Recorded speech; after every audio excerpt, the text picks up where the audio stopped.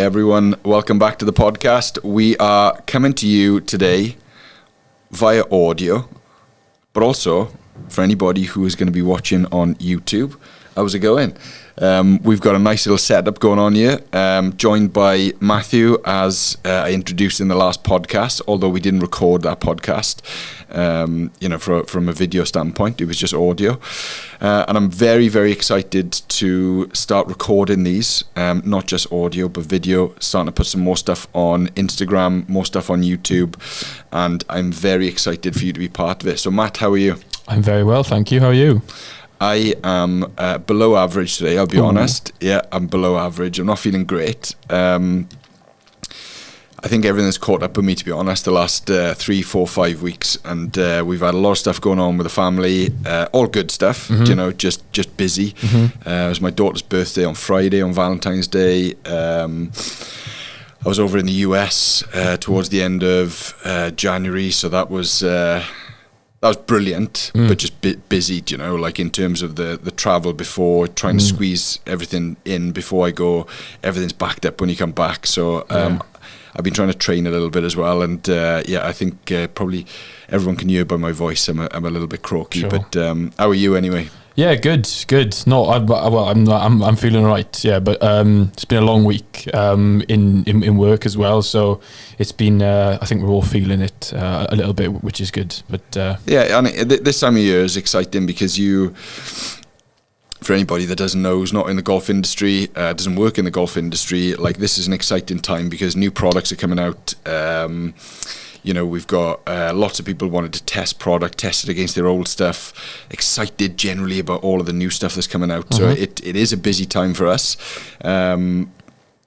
But I think we're quite unique where like we don't overbook ourselves like in the studio. And sure. It doesn't mean that you can't be tired, but you can definitely get to a point where you're fatigued too much and the level of interaction from fitter to client can dwindle if you overbook yourself. So like typically we don't do more than like 1 or 2 fit-ins a day.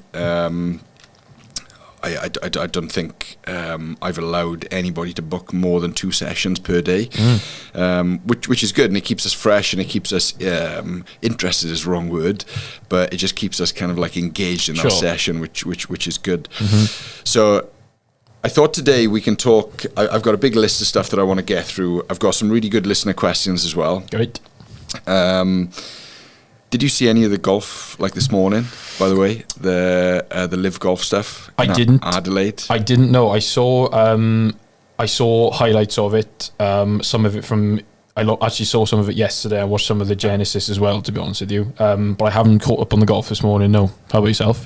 I've watched quite a bit over the last couple of days, and that event looks bonkers in Adelaide. It looks absolutely crackers, especially that par 3, the watering hole. It's like... I just would not like to have I would love to have a hole-in-one there, but like you'd almost feel like your life's in danger, wouldn't you? Had someone had one this week? Yeah, Patrick Reed. Yeah, I didn't see that. Yeah, he had a hole-in-one, I think, on the first day. Bonkers. Yeah, absolutely nuts. So, it looks quite cool. What do you think of like the live coverage and the live events? I think it's very different, and I think. I think there's always going to be people that are like PGA Tour bias, and there's always going to be some sort of conflicting opinion. But I think the more I start to see it and get exposed to it, I am starting to like find myself looking at it more than I have been in the last year. But yeah, it's nice to be able to flick between the two tours, But it's I'm starting to get into it a little bit more, which is good. I got to be honest with you. I think the live stuff is really good, and having been at a lot of those events, I can assure you when you're there on the ground, it's an unbelievable experience. I don't think they've quite got to the point yet where the events actually, like the individual events, have got meaning. Yeah. But that just comes through time. Of course. The same as PGA Tour, I'm sure when they first started, the Genesis, like I think that's on at the moment, isn't it?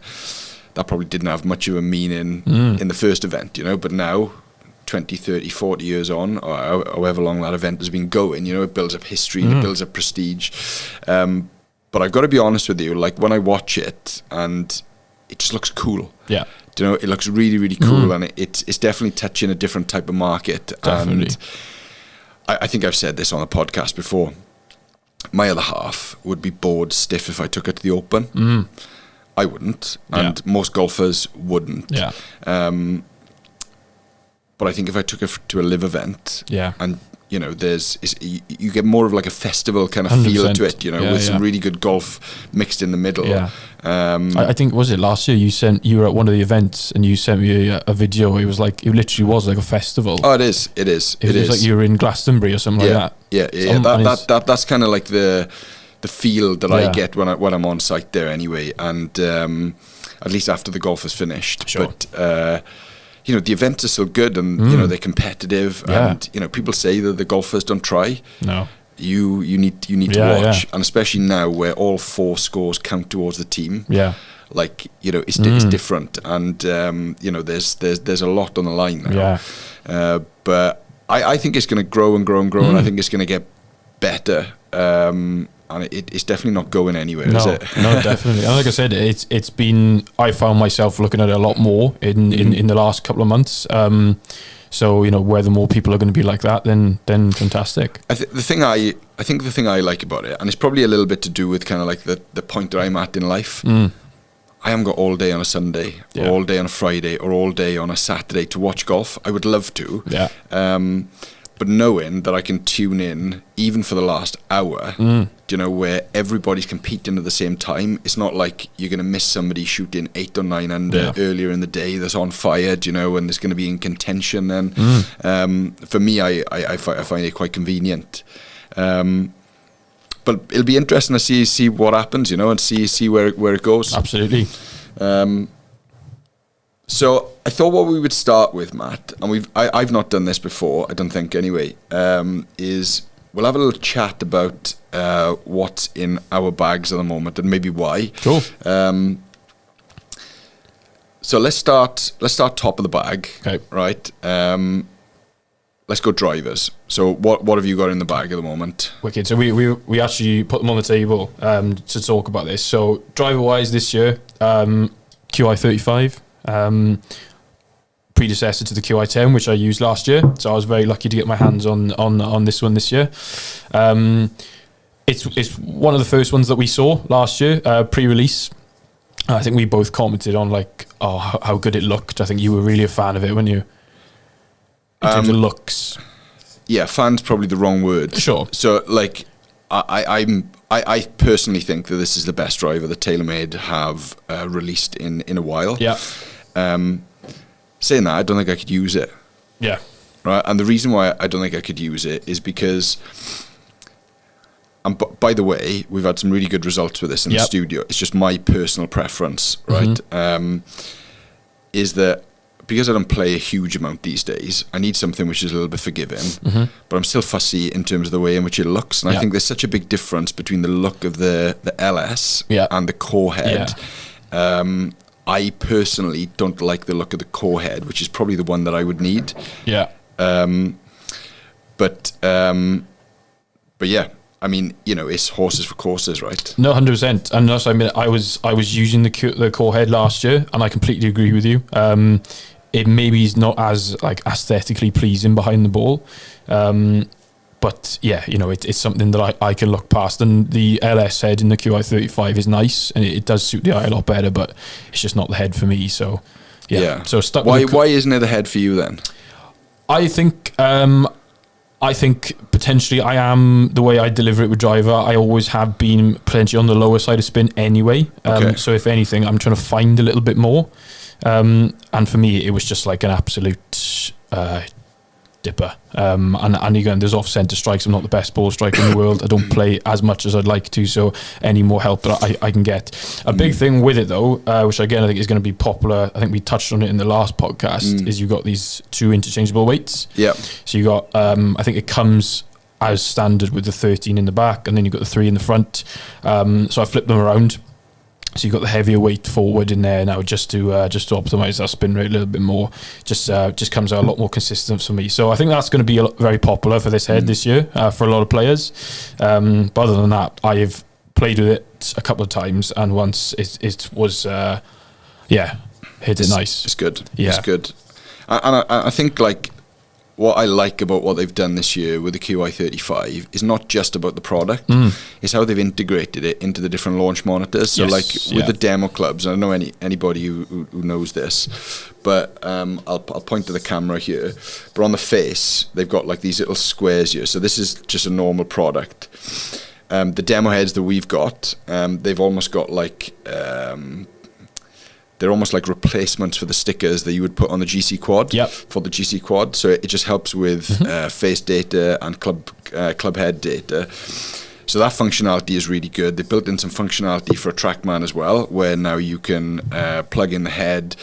All the geometry of that head goes into the system, which is really good. It just helps kind of strike location. It just makes the whole process look better and deliver more accuracy, which is really good. So hats off to TaylorMade for almost pioneering that. 100%. And I think a lot of the other brands will follow. Me too. Which would be class. So how about yourself?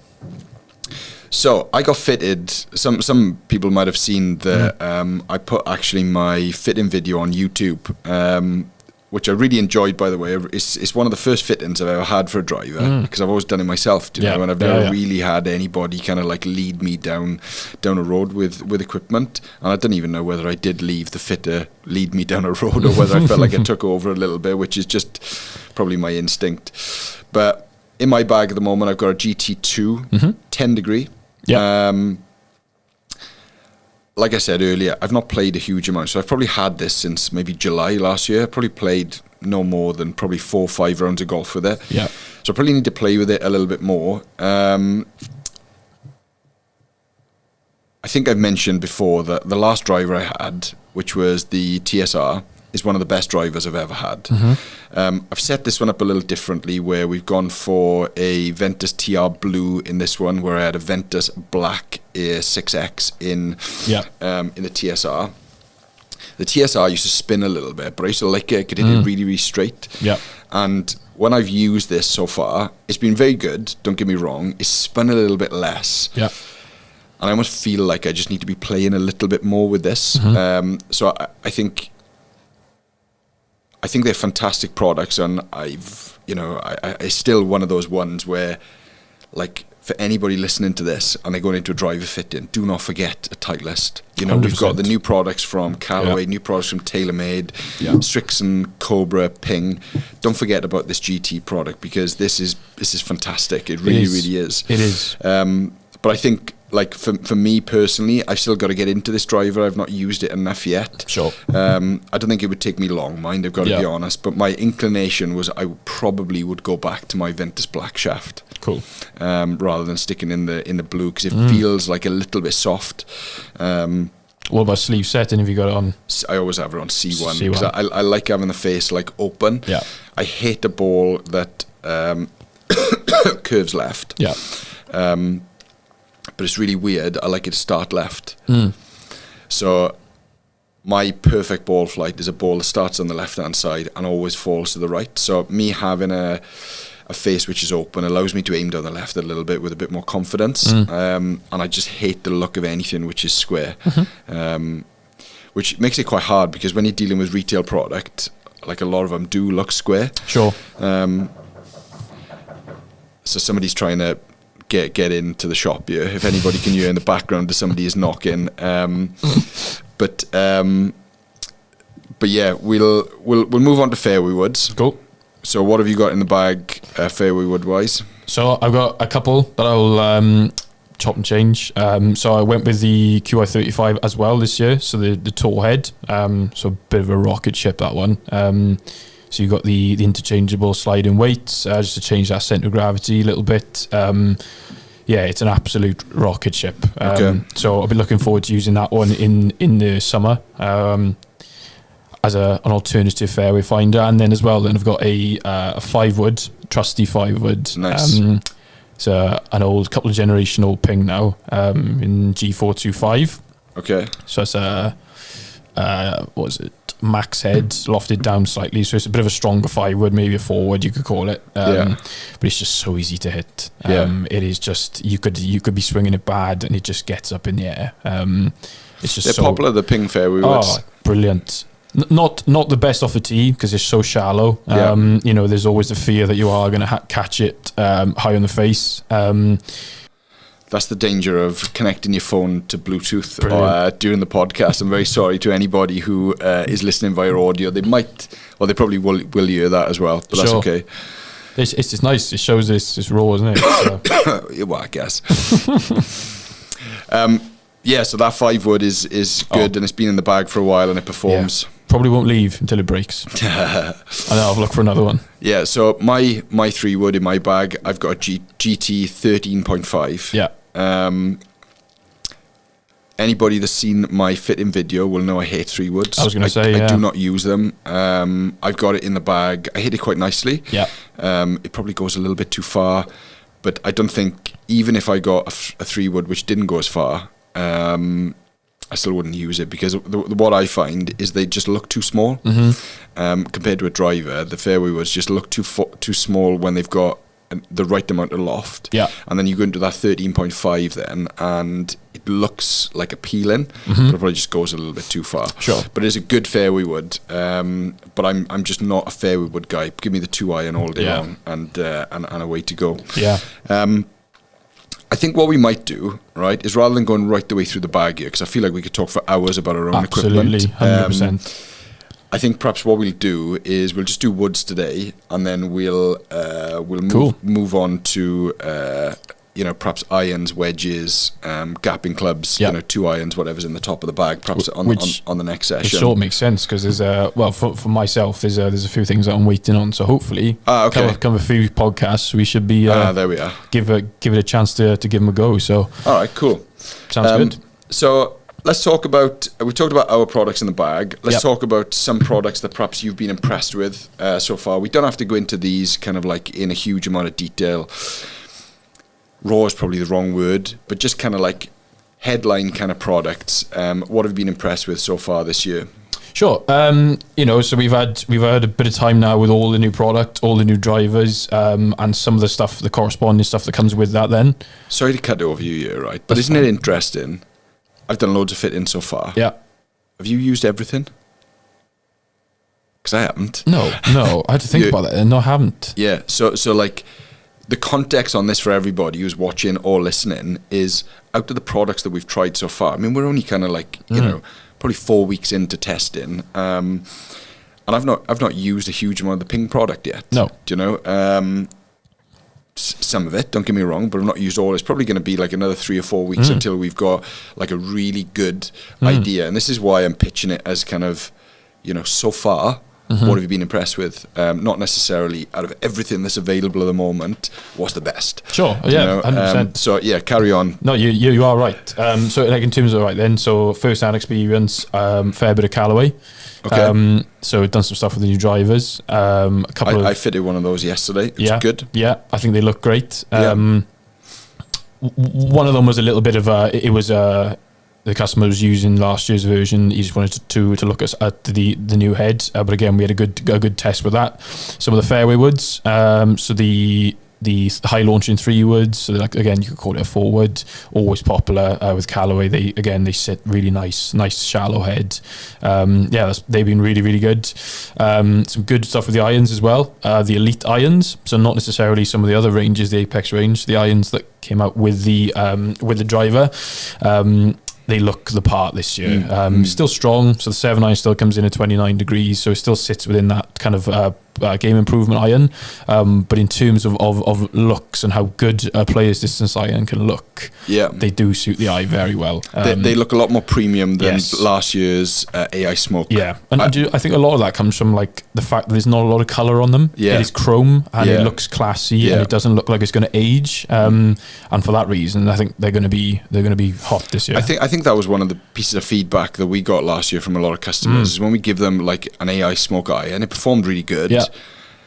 didn't overly look Yeah. that great. And I think they've done a really, really good job on making that iron look a lot more appealing this year. And I think we'll do well with that this 100%. year. I really do. Yeah. I've not necessarily got a product I've been impressed with. Well, I have, but I'm going to talk about someone else. Cool. Excuse me. The one thing I've been really impressed with this year, and this is the kind of stuff that really gets me going, equipment, right? Yes, right. It comes around once every 12 months, once every 2 years, whatever it is, depending on what brand it is.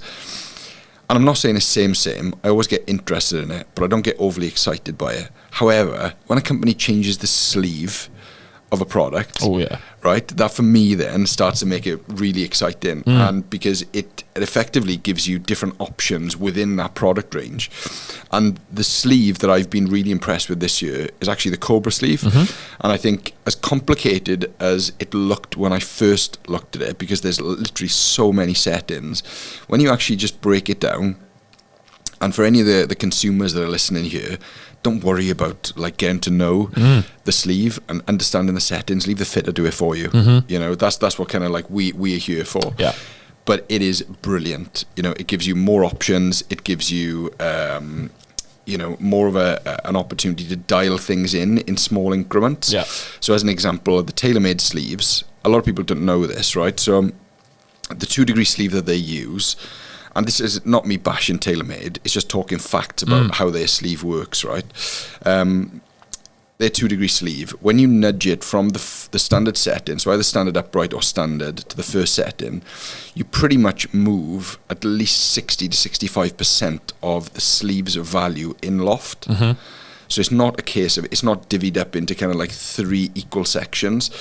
The loft, the lie, the face angle changes less as you go more extreme around to higher or to lower. So that first click, you can get sometimes like over a degree. So if you've got a 10.5, you can get up to 11.5, nearly 12 with one click. Yeah. Whereas some of the other sleeves then, they're a little bit more intricate. So like the Cobra, you can make smaller increments because there's more options. And from a fitting standpoint, you know, that's often very, very important, because we might be looking at, you know, we need to like rob half a degree here or a quarter of a degree there, and especially if you've got like a really good ball striker who's got high speed, you know, that level of difference then is just magnified more. So that for me is something I've been mega impressed with, and I'm looking forward to using that more and more into the season. And 100%. I think Cobra have good products this year. They've always had good products. I think the one thing that holds them back a little bit is I think that the look of the product is it's not classic. Yeah. Which on one side of it, I mean, you could say that about a TaylorMade, but TaylorMade are renowned for being kind of like innovative, and I think Cobra are almost in like that same bracket. And I'm just not sure that some of their products are appealing enough. Sure. You know, and then sometimes then when they put some colour into them, there's almost like a little bit too much colour. Yeah. You know, you think about like the Ricky Fowler Orange Driver, and I know even kind of like the F9 series with the yellow colour scheme in them. I don't know, I just think it looked a bit nasty, but I do think they've got a very classic, good, well, I wouldn't say classic, but they've got a really good looking driver this year, and combined with that sleeve and good technology, I think it's going to do really well. 100%. They've signed some good players as well this year, haven't they? They've made they seem like they're pushing a little bit more on tour to get some exposure, and that will help without question. You know, like consumers relate to that. So good luck to them, I think, and definitely. You know, I've really got no bias really when it comes to brands. I just like really good products. When you've got good options and you know, great sleeve, you can do a good job for people. 100%. So everybody now will be wondering why I'm on my phone. What I'm going to do is I'm going to do some listener questions. Great. So let's see if this works here, Matt. So here we go. So I'm going to play the first question, right, and then we're going to just start talking about this question. So let's go for it. Hang on, let's start. Hi guys, Jake from Swansea here. Question for the pod. As a beginner golfer / high handicapper, I've got 15-plus-year-old hand-me-down clubs, no idea on the fit and spec or anything. I'm wondering whether it's possible to combine lessons and fitting.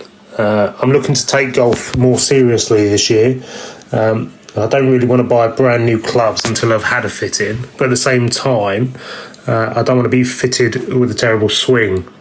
I feel like my driver in particular could do with correcting the swing before the fit in. Thanks a lot. What a great question. Very good question. And that question, I love that. Like, as basic as Jake might think that is, right? We get asked that all the time. Do you know, in terms of, I want to buy a club, I don't know whether to have a lesson, or I want to buy a club, and I don't want to buy a club if my swing is going to change and then it's not going to work. So what would your answer to that be, Matt? Or your advice to Jake or anybody else who's in a similar situation? Sure, it is, you know, like I say, it's a great question. It really is, because we do get it a lot. And, you know, for yourself that does a lot more coaching, and I've started doing a lot more coaching as well, and we both fit golf clubs. We can kind of see this from both perspectives.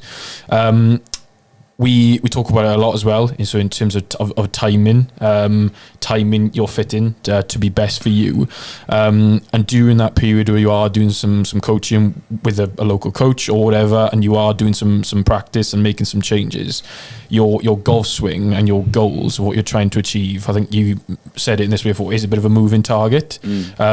So it's like you're not. You know, so you are changing things. There are going to be changing the way you change your club, in where you deliver it. You may pick up a little bit of speed. There's so many things that can change, that can influence a fitting session. It is a really tricky one. And I actually don't think it's that tricky. Yeah. Right? I think when you start looking into it, and when you start thinking, oh, this might change, that might change, God, who knows? I mean, like, you know, I could take 6 months off playing, and when I come back, my speed has dropped. I got the same set of clubs, right? And it happens to all of us. My first piece of advice for anybody who is thinking, do I need a lesson or do I need to fit in, is go to a fitter who charges you. Number one, right? Because if you go to a fitter that doesn't charge you for the session, they are going to want to sell you golf clubs. Bottom line to it, because it's not the only reason why they're there, but the chances are they're incentivized to sell you golf clubs. So what you want really is you want to go into I would book a fit in, right? And if you go into a fit in and your situation, it's very difficult to give Jake or anybody you know, who's in this situation accurate advice here. But I think when you look at it holistically, if you're going for a fit in and somebody's charging you, I would also check to make sure that they're PGA qualified. And as much as this is not, there's some very, very good fitters who are not PGA qualified. I think when you've got a golfer who's almost in the early parts of their career, so to speak, hopefully it does turn into a career for Jake.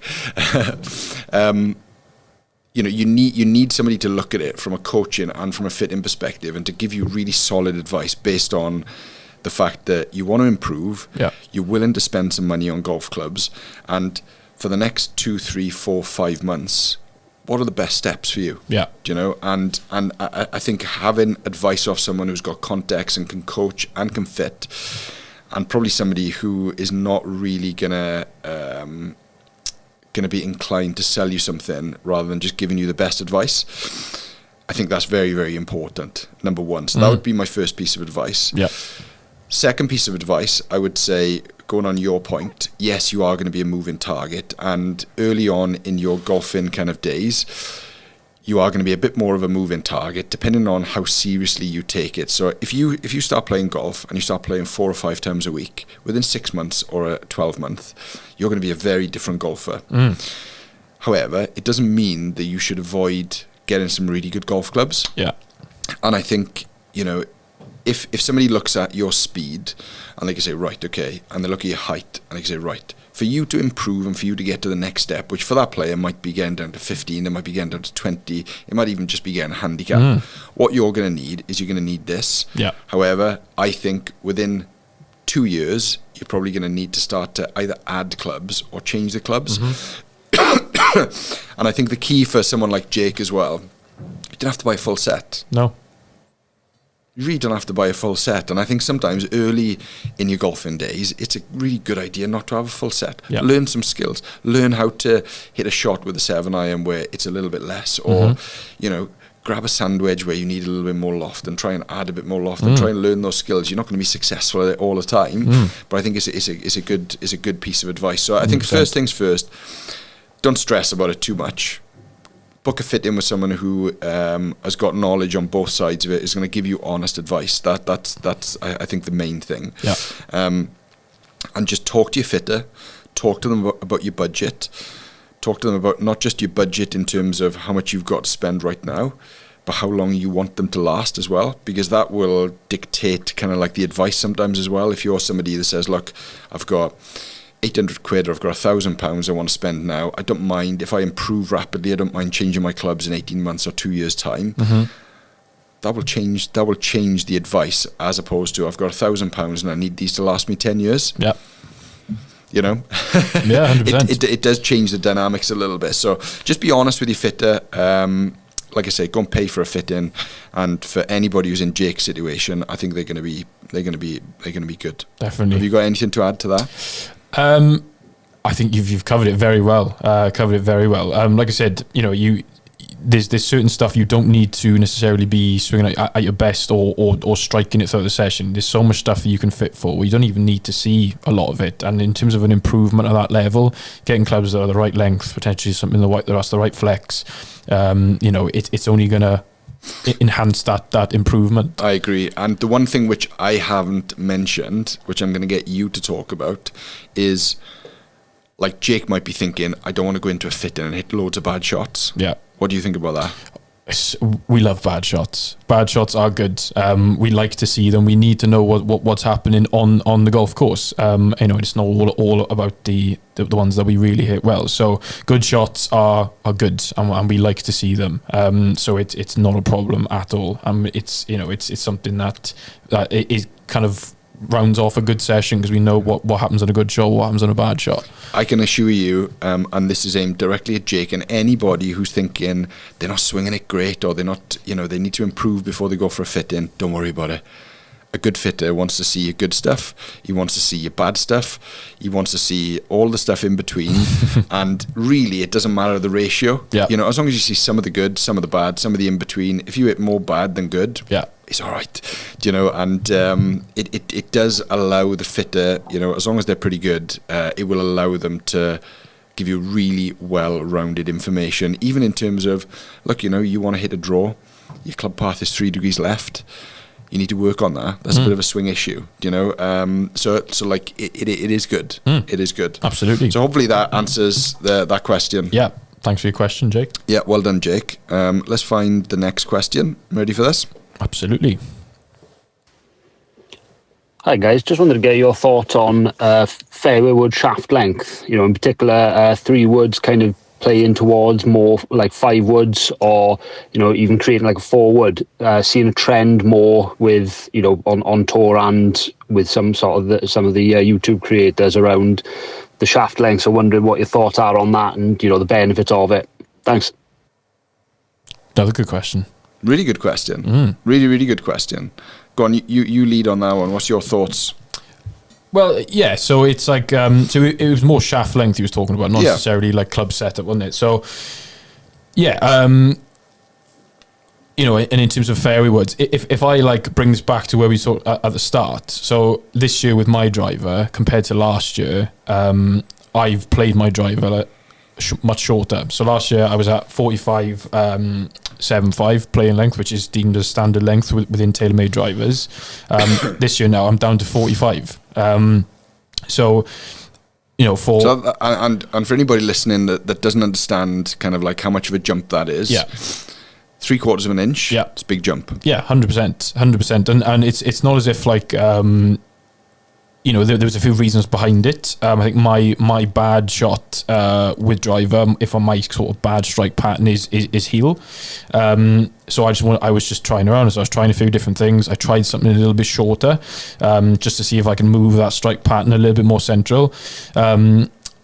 Did a fair bit of testing with it. Didn't lose any club head speed, which I was really happy with. So going to a shorter club, I thought I might lose something. I didn't. Yeah. In terms of ball speed, I was striking more at the centre of the face. So if it was the same, if not more, and it was just a far more efficient golf shot. So for me, there was nothing there saying, why am I playing that standard length driver? So I went shorter, and like I said, I played with it last week, and I've never hit more fairways. It was really good. So again, there is no right or wrong. Well, there is a right or wrong. I think the important thing, right, like before you actually start talking about the concept of driver length, Yeah. I think any time that you pick a topic like this, whether it's driver length, whether it's swing weight, whether it's loft, whether it's center of gravity location, Yeah. I think the really important thing is to really establish, like, what are you trying to achieve? Yeah.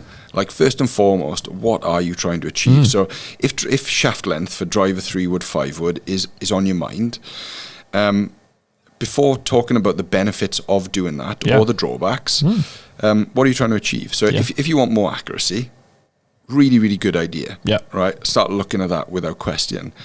If you want to optimize ball speed and club speed, probably not the best option. You want to be going the other way. Again, if you want to optimize strike,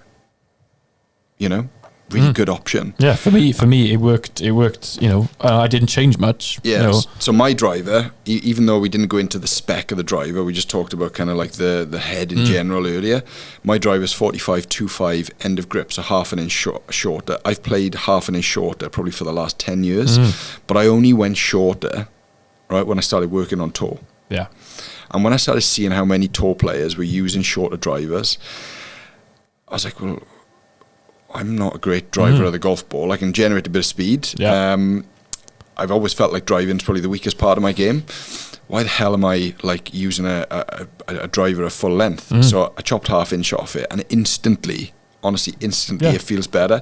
I'm not saying I've turned into the top 10 driver in the world on the PGA Tour, but it definitely feels better. And for me now, when I'm in the studio and I put together a full length driver for someone, I literally feel like I've got a rattlesnake in my hands. Yeah. It just feels too long and it doesn't feel like I can control it. 100%. So I can speak from personal experience that in terms of getting a bit more control of a driver and hitting it a bit straighter, great.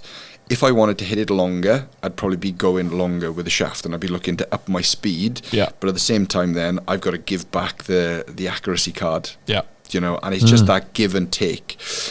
I think people will be surprised you don't lose massive amounts when you go shorter. Yeah. Like in context, I think you said you didn't lose much. I probably lost a mile an hour by going a little bit shorter. 3 yards. Sure.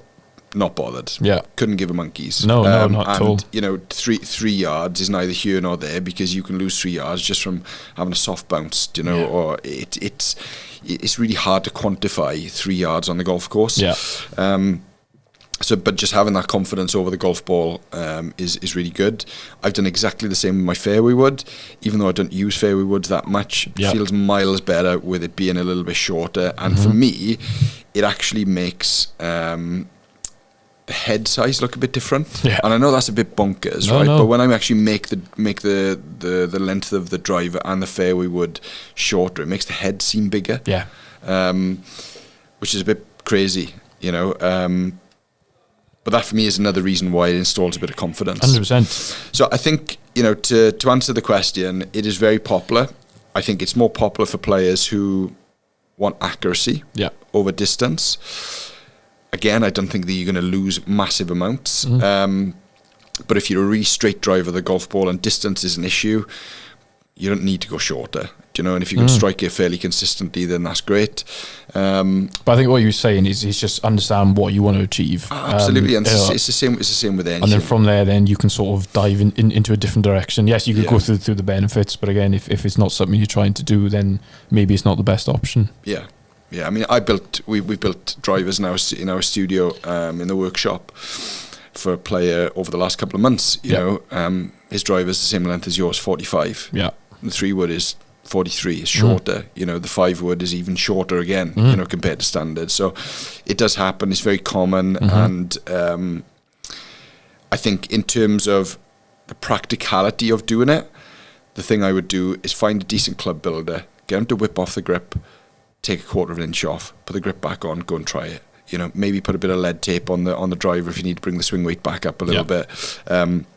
But just do it in small increments, you know. Don't go chopping an inch off the driver and then all of a sudden finding out that, you know, you've made a mistake. Yeah. Do it in very small increments, which, you know, you can just start to assess over time. And if you go to someone who can build clubs and they've got a decent workshop, they will like whip a grip off, chop it down in, you know, probably 5 minutes and put the grip back on. So, you can't add back on, can you? well, I mean, it depends where you go. Some people will ram extensions in the butt of the club. But yeah, I won't do it. I won't do it. It's against morally. I just can't do it. No. It makes me shiver. Even lead tape. I can't even believe that I've mentioned lead tape on this podcast, because that also makes me shiver. There's some big lead tape fanboys out there, isn't there? There are, but I'm not one of them. No. I like things looking clean, classy, and yeah.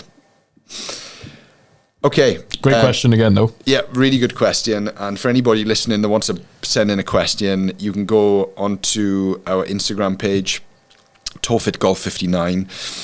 Click on the link in the bio, and there's an option to send us a WhatsApp. Send us a voice note, and we'll play it on the podcast, and we'll answer your questions. I had a bit of an idea for this podcast, Matt, to talk about golfing nicknames. Oosh. Yeah. And I put it out on my Instagram in the last couple of days, and honestly, I can't read them out.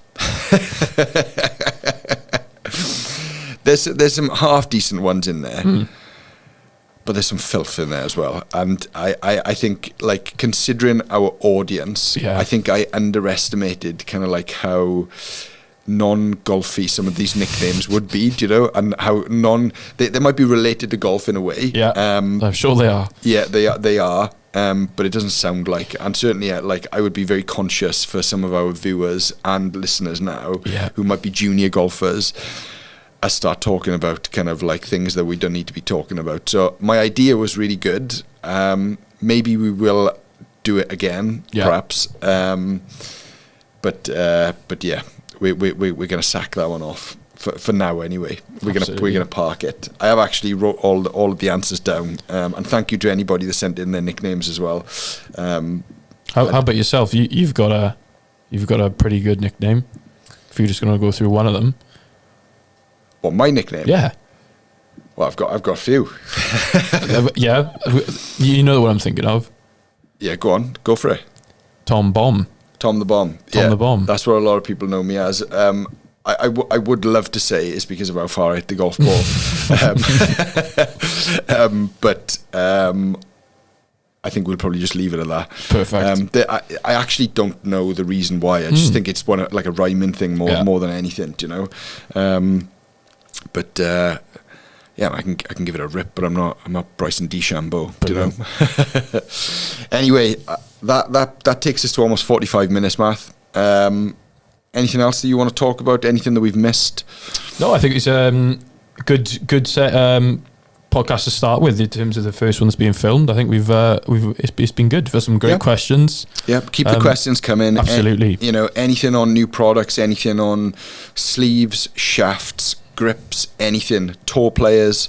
You know, I'm still working a little bit with some tour players, so any questions you've got, fire them in, and we'll be more than happy to talk about them and answer them. Absolutely.